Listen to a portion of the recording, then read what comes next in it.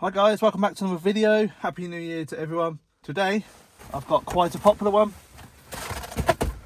which is CarPlay. So my standard screen here, we're going to be replacing it with this wide screen here. So first off, we just have to strip down this, and then slide this out. Okay, so on these trims here, this one here you can see, you might need to get a pry tool, but this one seems to be pretty good. Let's have a look. Give it a little wiggle.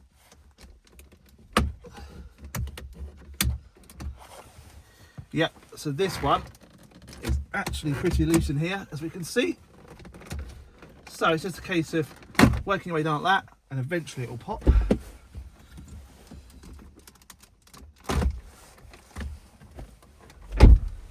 And there we go. So that comes out all in one piece. So the next thing to do then is just to release the starter button and the switches for the door locks, etc.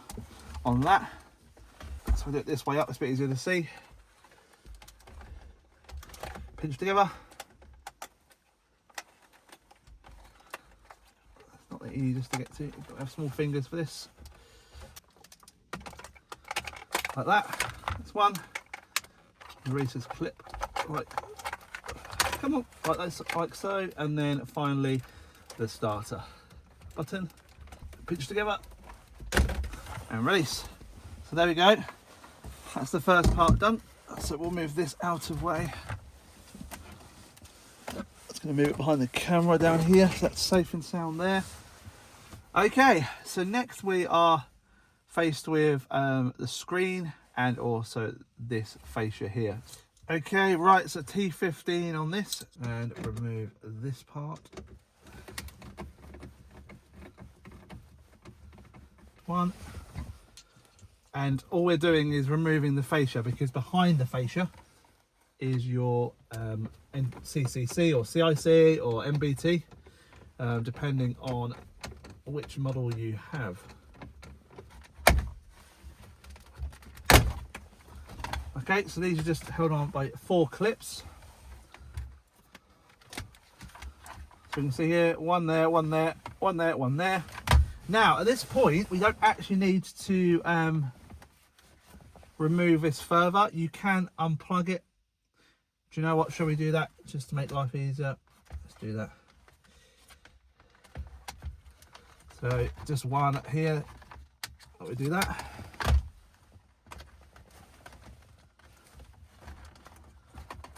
One there to do that. Move this out of the way, and then we now have the CIC computer exposed here. So we're going to pull this out now.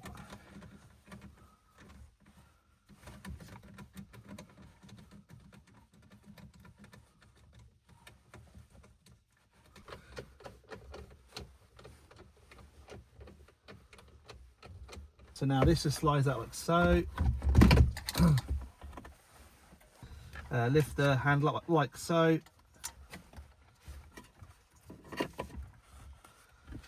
Just rest this carefully on the side like that. Now we've got a block connector here. So at this point you need your harness. Okay, so this is the harness. So for instance, we can see the pins here.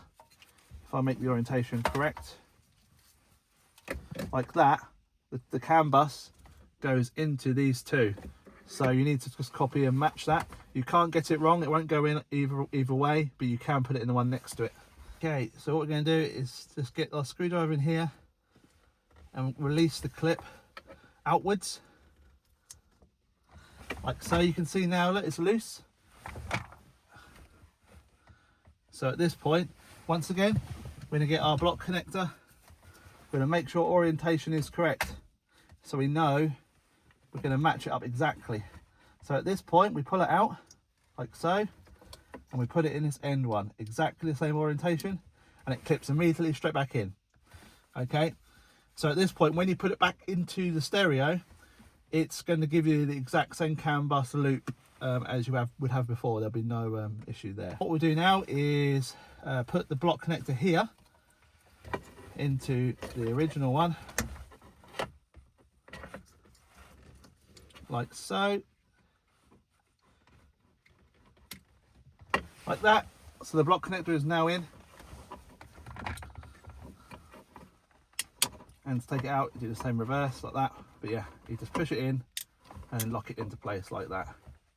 This pit part will stick out slightly, that's normal, do not worry. It's just these parts, as long as they're in tight like that, that's perfect. Right, now this goes back into the stereo unit.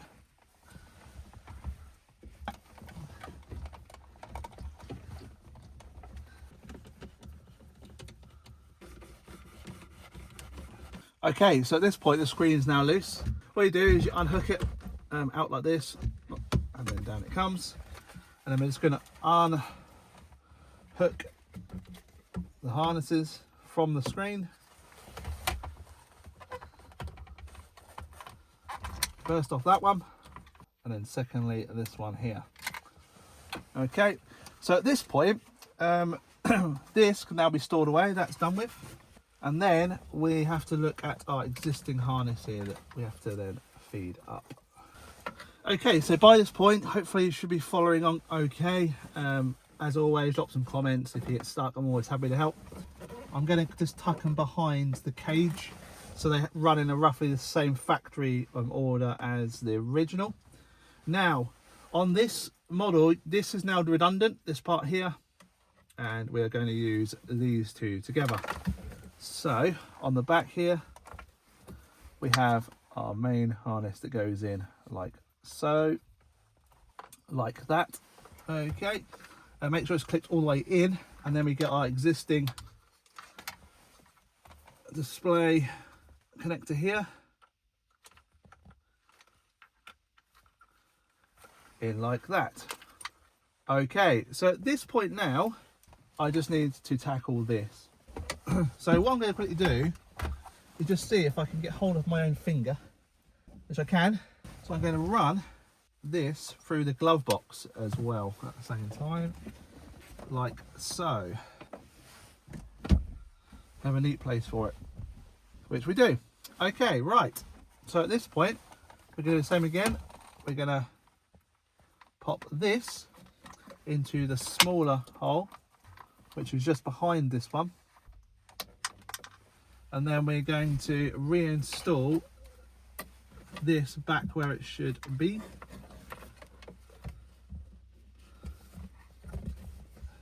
Like that. That's two. So now your screen is securely installed into your car. Our USB is now in the glove box for our phone. And then we are going to start reassembling. So this, you can just stick that out of the way. Just move all this to the side so the blower vents are not fouled in any way. It doesn't have to be that neat, just keep it out of that area. Just tuck that back here, like that. And then we're just going to slide this back in, just being conscious of the room.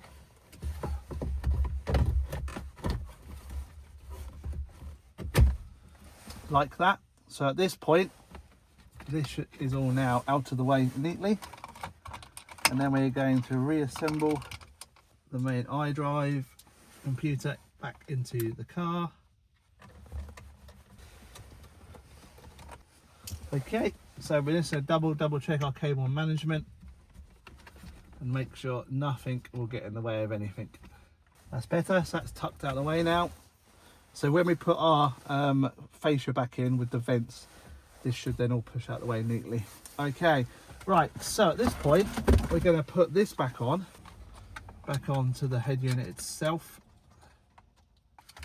Okay.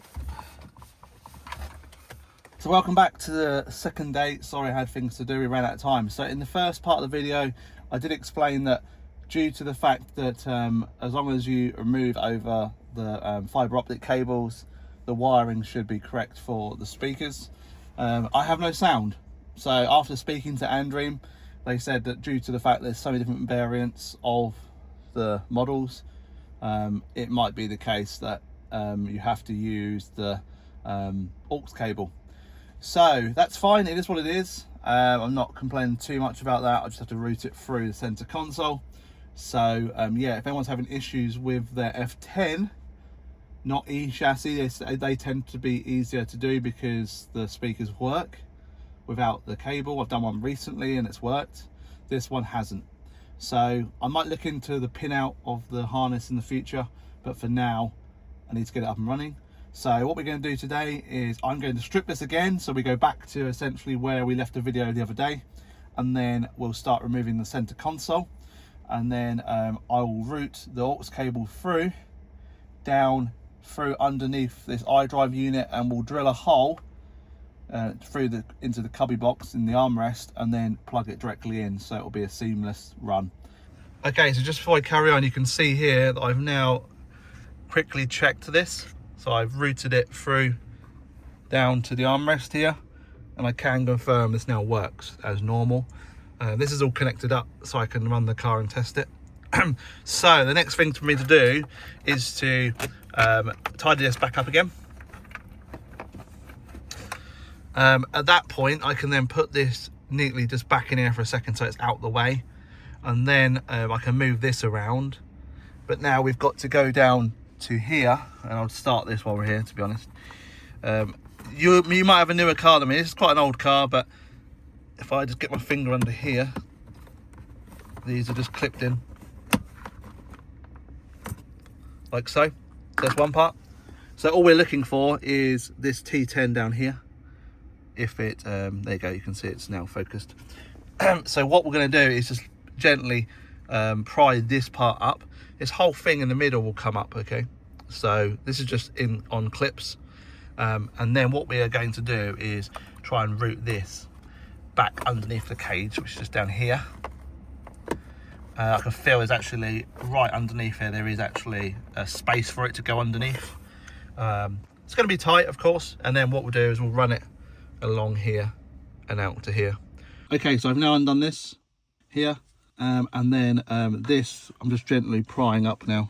So putting the tool in, you can see now it's lifted. And underneath here, you can see that is now gradually lifting up. Getting fingers under here, all we're going to do is just gently tease it up. You can see it's now come up even further. I'm just going to gradually work our way along until this whole part comes up. Next thing to do, probably it'd be easier to do, is to take this boot off, because that's going to be a pain in the way. That just comes up like that, and there we go. So that's now released. We can see now this is all loose. Okay, all I'm really looking for, to be honest, is just a decent spot to drill through. So there's one there, so where my finger is, and that's fine. So I'm just going to run the cable along here. And do you know what I'm going to do? Just to make my life a lot easier, I'm just going to unplug these, because these aren't a pain to get in. So there we go. Okay. So hopefully that's a bit easier for everyone to see. Okay. Just found a comb. Not mine. Okay, so if you look in the central bit of this cage at the front, there's actually a hole. So that's very convenient. So what we'll do, we will take this out like so, plug it. See, I'm now plugging it back in, and then we'll route this underneath. That's the main step, really. Once we've done that, then we can actually start working on getting it through. Okay, so just a clearer picture, so we can see it's now plugged in, and I've now routed it down there, and underneath here you can see it comes out of that hole there, which is what we're after. So I'll put it through like so. I'm just putting it through now, threading it through.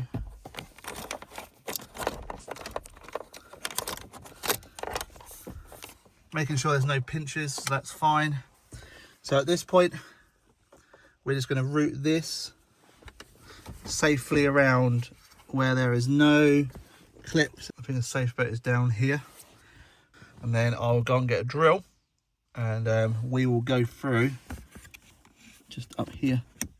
That plastic there goes straight through to the other side, so that's all we need. We just need to make a hole big enough to fit that through.